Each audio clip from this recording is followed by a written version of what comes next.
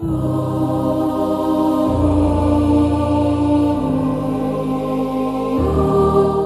Point, जब आप दुखी होते हैं तो आप एक उदासी महसूस करते हैं। इसे लिख लेना, ये चिन्ह आपके अंदर कभी काम ना कर पाए। उदासी आपके अंदर आती है, मन आपका उदास होने लगता है, आप धीमा धीमा बोलने लग जाते हैं, आप धीमे धीमे चलने लग जाते हैं। ऐसा कभी ना हो, इसे कभी जगह ना दो ऐसी चीजों को, क्योंकि शैतान की ओर से ये कुछ भी परिस्थिति दुख के द्वारा आपको, आप धीमे धीमे ऐसे समझ पा रहे, एक्टिंग भी करूंगा समझे। रोटी खा ला बेटा, मम्मी मैं नहीं खानी, मेरा मन नहीं करता आज। समझ पा रहे हो, आप धीरे धीरे बोलने लग जा रहे, दुखी दुखी नहीं, ऐसे रहो।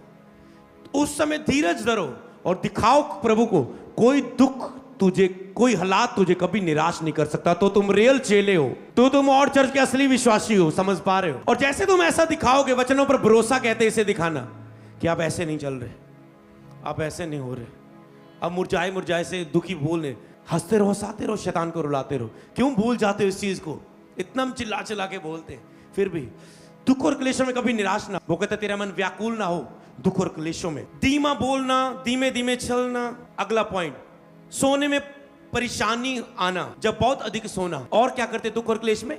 आप मन करेंगे, आप जा तो आपको नींद नहीं आती उस दुख में, उसने मुझे छोड़ दिया, इस बंदे ने, इस लड़के ने मुझे धोखा दे दिया, मेरे पत्नी ने, ये मेरा पति किसी से चैट करता मैंने देखा, मतलब कुछ भी निराशा आ गई। आपको पहले देखना, मुझे निराश नहीं होना, क्योंकि गुस्से में आके, निराश में आके आप अपने हाथ में ले लेंगे। आपको प्रभु के हाथ में देनी है उस मसले को, प्रभु हल कर देगा।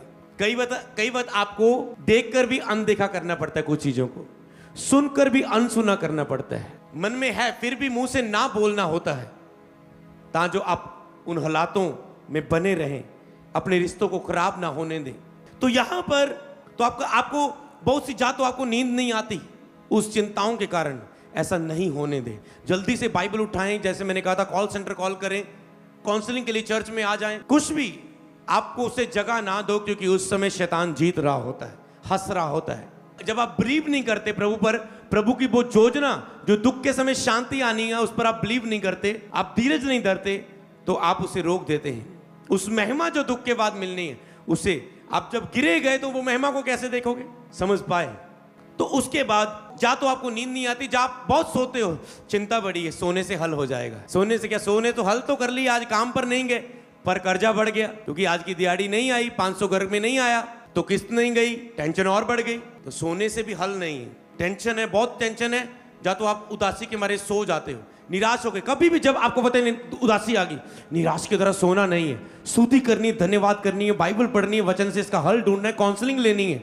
खुद बाइबल नहीं पढ़ने को मन का, किसी को बुलाओ, पर निराशा को जगह मत दो। हालेलुया। तो यहां पर सीधा कह सकते हो, शरीर में कमजोरी आप महसूस करने लग जाते हैं, मेरा शरीर टूटा टूटा लग रहा है, शरीर मेरा बड़ा कमजोर, क्योंकि लिखा है मन के जलने से हड्डियां भी जल जाती।